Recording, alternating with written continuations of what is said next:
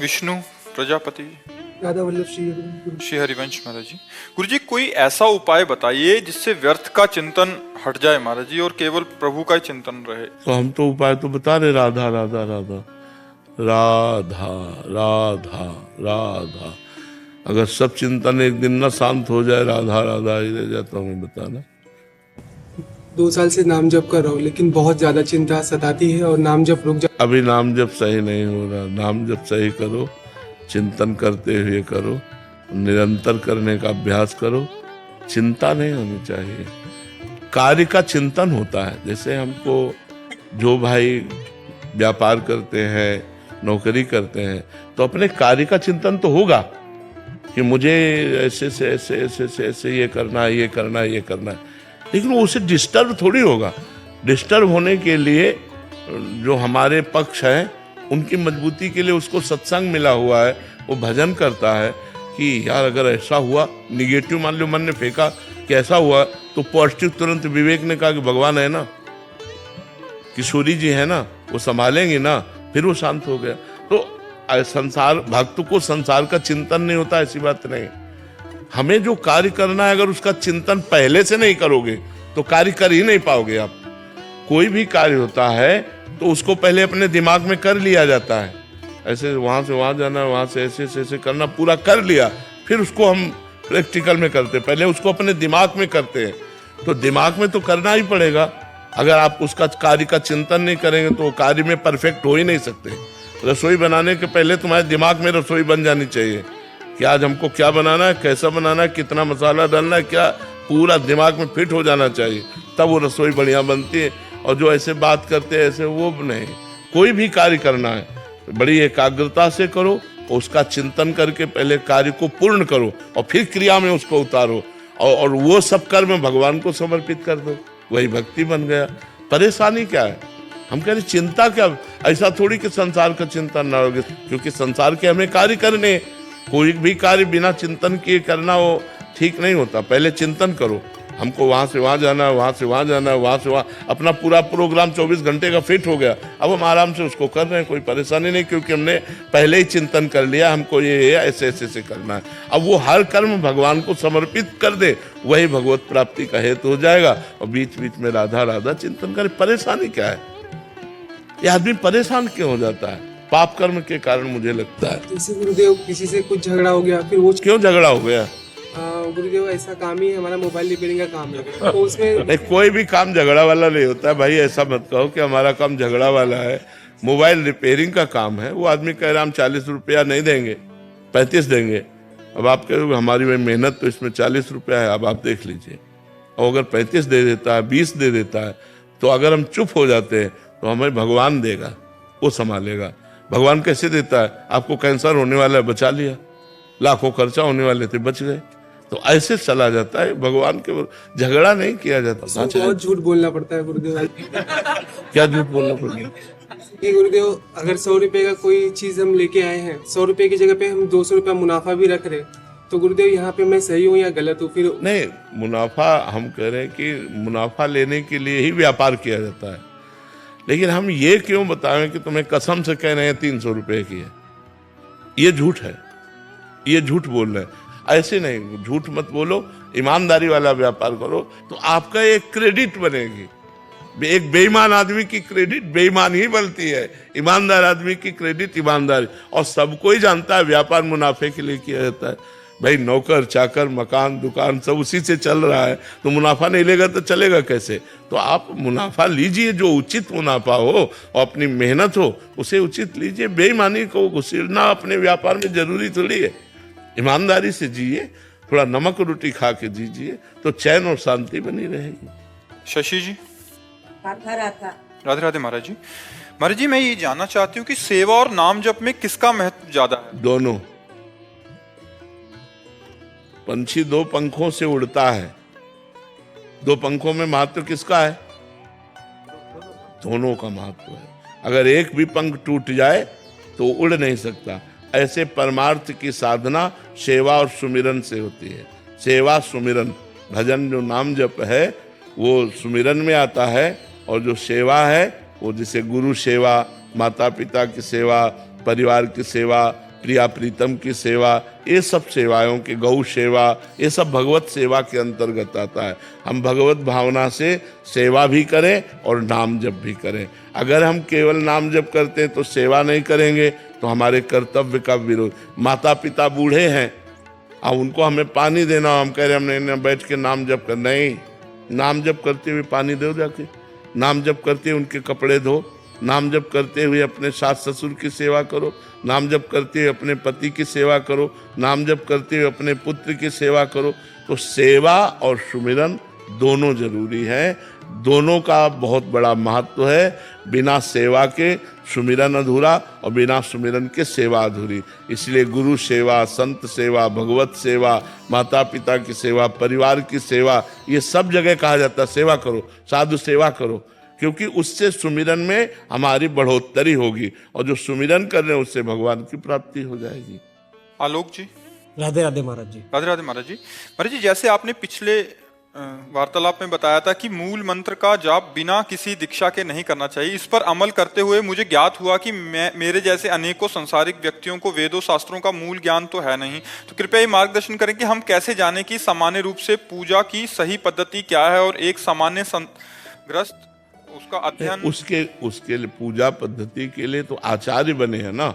अब जैसे आपका ब्याह पूजन कराना है, आपका वरीक्षा फलदान अलग अलग पूजन है, आपका गौरी पूजन कराना है, गणेश पूजन कराना है, आपका लक्ष्मी पूजन कराना है, तो अलग अलग उसके सिद्धांत और पंडित हैं, उनको बुलाइए, वो आपको सिद्धांत के अनुसार पूजन करेंगे। लेकिन अपने को जो पूजन करना है उसमें प्रधानता मंत्र की नहीं है, उसमें प्रधानता भाव की है। जो आचार्य के द्वारा कराया जाता है उसमें मंत्र की प्रधानता है, और जो हम अपने भाव से अपने घर में मानो भगवान को विराजमान कर लिया, और उसमें पूजा पद्धति यही है कि उनको समय से हम स्नान करा दिए, कपड़े से पोंछ दिए, चंदन लगा दिया। अब हमें कोई मंत्र नहीं आता लेकिन भाव से हम कर रहे हैं, अगरबत्ती आरती कर दी, भोग लगा दिया, हो गई पूजा। ये अपने घर के ठाकुर की पूजा है। लेकिन जब वैदिक सिद्धांत से करेंगे तो फिर विद्वान आचार्य को बुलाकर उसके द्वारा कराया जाएगा, तो उसमें फिर मंत्रों की प्रधानता होती है। घर में जो अपने ठाकुर को विराजमान किए इसमें भाव की प्रधानता होती है।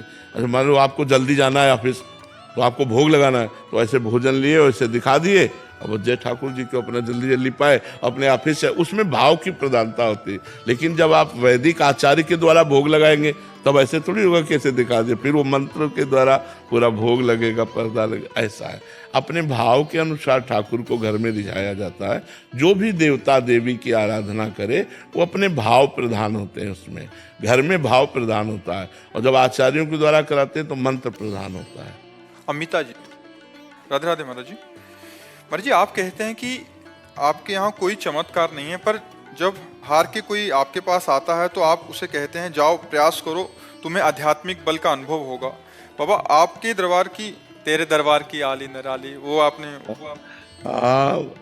हमारे पास जो कुछ है वो राधा नाम है और राधा किशोरी के चरणारविंद हैं, उन्हीं के बल से कहते हैं आप नाम जप करो, आपका परम मंगल होगा, कि आपकी हर समस्या का समाधान हो जाएगा। आप नाम जप करो, धैर्य पूर्वक धीरे धीरे चलो, लॉन्ग टाइम तक नाम जप करो। ये नहीं कि 2-4 माला किए छोड़ दिए, हर समस्या का समाधान हो जाएगा, भगवान की प्राप्ति हो जाएगी। इससे बढ़कर और क्या है। कोई भी देखो, जैसे शरीर में दुख है हमारे, लेकिन उसकी व्यथा नहीं है, हमें परेशानियां हैं, बहुत परेशानी है। जब किडनी फेल है दोनों तो कितनी परेशानी हो सकती है, लेकिन व्यथा नहीं है, हम परेशान नहीं है। ये भगवान के नाम का चमत्कार, भगवान के नाम की महिमा, कि हमें परेशानी होते हुए भी परेशानी नहीं है। मरना है उसका डर नहीं है, कोई विपत्ति नहीं है, चाहे जितनी बड़ी विपत्ति हो कोई विपत्ति नहीं है। इतना खर्चा बढ़ रहा है, किसी से मांगना नहीं है, उसकी चिंता नहीं है।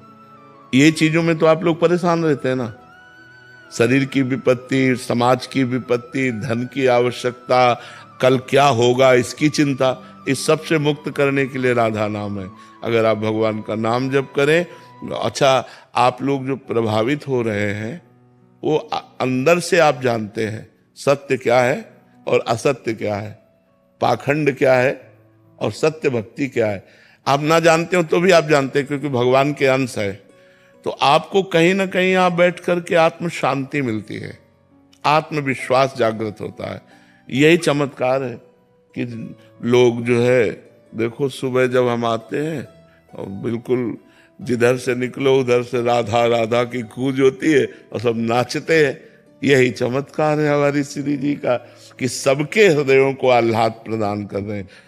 पैसे से या नाना प्रकार की वस्तुओं से आह्लाद नहीं होता, थोड़ी देर के लिए सुख होता है, फिर दुख में बदल जाता है। लेकिन ये जो आनंद होता है ये भागवतिक है, तत्काल उसका प्रभाव पड़ता है आनंद का, कि जीव जो है दुख से विपत्ति से उबरने के लिए भगवान का आश्रय ले लेता है, गंदी बातें छोड़ देता है। उस आनंद का प्रभाव देखो कि हमारे हजारों भाई लोग हैं ऐसे जो शराब छोड़ दिए, मांस छोड़ दिए, गंदी बातें छोड़ दिए, तिलक लगाने लगे, कंठी बांध लिए, अच्छे आचरण करने लगे। जो गंदे आचरणों में थे वो अच्छे आचरणों में आ गए। अब आप इसी को चमत्कार समझ सकते हैं, इसी को परिवर्तन समझ सकते हैं। और सबसे बड़ी बात होती है किसी जीव की बुद्धि को बदल देना, सबसे बड़ा चमत्कार होता है किसी जीव की बुद्धि को बदल देना। तो हमारी श्री जी सबसे बड़ा चमत्कार कर रही कि बिगड़ैल जितनी बुद्धि है उन सबको सुधार रही है। यही चमत्कार है वृंदावन का, वृंदावन राधा के कुंज का, कि अगर आप सुन लिए तो सुधरोगे जरूर। बहुत सारे डरते हैं कि या तो सुनना नहीं या तो सुनना नहीं, कि हमें प्रेमानंद की बात बंद कर दो, सुनना। अगर सुन लिए तो तुम्हें शराब छोड़ना पड़ेगा, मांस छोड़ना पड़ेगा, गंदी बातें छोड़ने पड़ेंगे, अच्छे मार्ग में आना पड़ेगा, नहीं तो तुम्हारे जलन पैदा हो जाएगी, हृदय जलने लगेगा और आप सुधरने लगोगे। यही बात हमारी श्री जी की है। विजेता जी दिल्ली से, शेरवंश महाराज जी। गुरुदेव भगवान, इस मृत्यु लोक में आने के बाद जिन जिन से हमारा रिश्ता बनता है, जो दुख या सुख प्राप्त होता है, उन आत्माओं द्वारा वो क्या पुनर्जन्म का रिश्ता या पूर्व जन्म का रिश्ता होता है? पूर्व जन्म का प्रारब्ध कर्म होता है। जहां हमारा जैसा कर्म है वो आकर के सुख या दुख हमको देगा। अब जैसे कर्म बिगड़ा हुआ है तो रूप में तो आएगा, लेकिन पूरे जीवन आपको क्लेश देता रहेगा। वो ऐसे आचरण करेगा कि आपको क्लेश होगा, वो आपको मारेगा, आपको गाली देगा, आपकी संपत्ति का नाश करेगा। आया पुत्र रूप में ही है, लेकिन हमारा कर्म है जो हमको दुख देने आया है, तो पुत्र रूप में आया है। ऐसे ही सुख रूप में आया है, विनम्रता, बड़ा प्यार, पूरे जीवन भर ऐसे आचरण जिससे देख देख करके सुख हो, वो कर्म। को न काहू के सुख दुख कर दाता, निज कृत कर्म भोग सुन भ्राता। हे भाई, कोई किसी को सुख दुख नहीं देता, अपना कर्म ही सुख दुख देता है। वही उनके दिमाग में सवार होकर ऐसा बोलेगा हमें सुख होगा, वही ऐसा बोलेगा हमें दुख होगा। हमारा कर्म ही हमको सुख दुख देता है। तो इसलिए हमें ये जन्म जो है राग रहित होकर के, ममता रहित होकर के, सारा ममता सारा अनुराग भगवान के चरणों में समर्पित कर दें और नाम जप करें और सबसे अच्छा व्यवहार करें। अपने पराये का भेद न रखें, सब में भगवान विराजमान है। ये अपने पराये छोटे छोटे घरों में अपने को बांट ले, ये सब अज्ञान की बातें हैं। भगवान, लेकिन मेरा व्यवहार सबके साथ अच्छा होता, लेकिन प्यार और इज्जत के लिए हमेशा तरसती हूँ। मेरा व्यवहार तो सबके लिए अच्छा होता है, बट सामने से प्यार और इज्जत के लिए मैं हमेशा तरसती रहती हूँ। नहीं, इसकी जरूरत नहीं है। दुखी हो जाओगी, परमार्थ में नहीं चल पाओगी। तुम्हें कोई प्यार दे संसार में, तुम्हें कोई सम्मान दे संसार में, ऐसी आकांक्षा रखना बिल्कुल गलत आकांक्षा है। ये घोर विष की पान करने की वृत्ति है। सम्मानम कल्याति घोर गरलम नीचापमानम सुधार। मैं तुम्हारे साथ अच्छा करूंगा और तुम हमारे साथ अगर गलत करोगे तो भी मैं तुम्हारे साथ अच्छा करूंगा। मैं आकांक्षा नहीं रखता कि आप मुझे सम्मान दें या हमें वाहवाही करें, इसलिए मैं नहीं करता। मैं आपके साथ अच्छा व्यवहार इसलिए करता हूं कि मेरे भगवान आपके हृदय में वास करते हैं। अगर आप सम्मान, इज्जत का मतलब सम्मान ही होता है। अगर आप सम्मान चाहती हैं, आप उधर से अनुकूल बात चाहती हैं, को आपके अनुकूल चले, वो आपको सम्मान दे, तो ये मायाकृत बात है। इसमें आपको दुख होगा, जलन होगी, आप अच्छा करना भी छोड़ देंगे। अच्छा करके दूसरे से सम्मान चाहना, दूसरे से अनुकूलता चाहना, यह अज्ञान की बात है, परमार्थ की बात नहीं। परमार्थ की बात यह है कि अच्छा करके यदि सामने वाला बुरा हमारे साथ व्यवहार करता है तो भी हम अच्छा करेंगे, क्योंकि हम उसके लिए नहीं कर रहे, हम भगवान के लिए कर रहे हैं। वो व्यक्ति अपने स्वभाव से हमें गाली दे रहा है, लेकिन अगर अवसर आया तो सबसे पहले हम दौड़कर उसका सहयोग करेंगे, ऐसी भावना होनी चाहिए। ये परमार्थ है। स्वार्थ और परमार्थ में अंतर होता है। आपकी जो बात है वो स्वार्थ युक्त है। आप स्वार्थ रखते हैं कि हम इसको पानी पिलाए तो धन्यवाद हमें बोले, ये बात ठीक नहीं है, ये स्वार्थ युक्त है। परमार्थ ऐसा आदेश नहीं करता। परमार्थ आदेश करता है नेकी कर दरिया में डाल। अच्छा किया और परमात्मा के लिए समर्पित कर दिया, तुम हमारे साथ उसके बदले में क्या व्यवहार करते हो हमें उससे कोई मतलब नहीं है।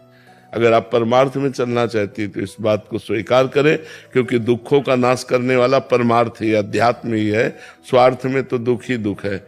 ये पक्की बात समझ लीजिए कि जिसको आप सहयोग करेंगी, अधिक से अधिक जिसको आप प्यार देंगी, सम्मान देंगी, दुलार करेंगी, वही ऐसा आचरण करेगा कि आपका हृदय जलेगा। अगर आप सम्मान और इज्जत चाहती हैं तो परमार्थ पे फिर चलना बड़ा कठिन हो जाएगा, क्योंकि संसार प्रतिकूल व्यवहार करता है। हमको हंस के प्रतिकूलता को टाल करके आगे बढ़ना है। अगर हम इसी अनुकूलता प्रतिकूलता में स्थित रहे तो क्षमता को कैसे प्राप्त होंगे, कैसे भगवान के चरणों तक हम पहुंचेंगे। ये मार्ग बड़ा चढ़ने वाला है, ऊर्ध्वगामी मार्ग है। ये मार्ग ऊर्ध्व है, ये अधो मार्ग है। तो अधो मार्ग की तरफ मत चलो, ऊर्ध्व मार्ग, स्वार्थ की तरफ मत चलो, परमार्थ की तरफ चलो। डॉक्टर हेतल कसराना जी। राधा वल्लभ श्री राधे राधे महाराज जी। महाराज जी, मैं डॉक्टर हूँ। कभी कभी पेशेंट को उनकी गंभीर बीमारी के बारे में बताना पड़ता है और वो सुनकर पेशेंट रोने लगता है, तो क्या मुझे किसी का दिल दुखाने का अपराध लगेगा महाराज जी? नहीं, दिल दुखाने का अपराध तो नहीं लगेगा, लेकिन बहुत प्रवीणता पूर्वक वचन बोलने चाहिए।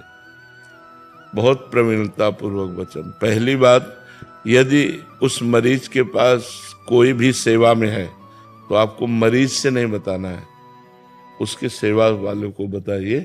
और मरीज से बिल्कुल बात मत कीजिए कि उसको इस तरह की बात करके हम उसको एकदम दुख में डाल दें, ऐसा। अगर मरीज के पास कोई नहीं है और फिर डायरेक्ट आपको बताना है तो बहुत प्यार भरे और उत्साह भरे शब्दों में, वैसे तो आपकी रिपोर्ट में कैंसर आया लेकिन कोई खास बात नहीं है, आप बिल्कुल ठीक हो जाएंगे, बस थोड़ा सा समय लगेगा, आप निश्चिंत रहिए। मतलब वो चाहे कल मर जाए, लेकिन आपको तुरंत ऐसा उसको दुखी नहीं करना है। सबसे बड़ी औषधि होती है वचन। अच्छा, ये तो बिल्कुल नॉर्मल सी बात है, आप बिल्कुल ठीक हो। ओ, सुन के मरीज को अच्छा लगता है कि अच्छा डॉक्टर मिल गया, मतलब अब हमारा रोग नष्ट हो जाएगा। तो ये बात है। अगर आप डायरेक्ट किसी को ना कहें और उनके परिकर को कहें तो ज्यादा अच्छा रहेगा। और जब किसी के पास कोई नहीं है तो भी बहुत मधुर शब्दों से हम ऐसे कि आपके ये कोई सीरियस मैटर नहीं, पर ऐसा है, उस पर हम दवा दे रही हैं और बहुत जल्दी शीघ्र ही लाभ आपको प्राप्त होगा। और ऐसे बहुत से मरीजों को लाभ प्राप्त हुआ और अच्छे हो गए। ऐसा कर, भले वो कल मर जाए, लेकिन हमको मधुर वचनों से बोलना है और अच्छी औषधि का सेवन करना है। अब वो कितने दिन जिएगा, लेकिन वो मर मर के जिएगा अगर हम उसको बहुत सीरियस बोल देते हैं। कि अब तो हमने ऐसे व्यक्तियों को देखा जिनके घर वालों को डॉक्टरों ने बता दिया कि अब ये कुछ दिन के रहे, लेकिन ना घर वालों ने बताया ना डॉक्टरों ने बताया, तो बड़ी प्रसन्नता से, मतलब वो सुख पूर्वक, मरना तो उनको है लेकिन उनको चिंता नहीं है। अब उनको चिंता डाल देना तो मुझे अच्छा नहीं लगता।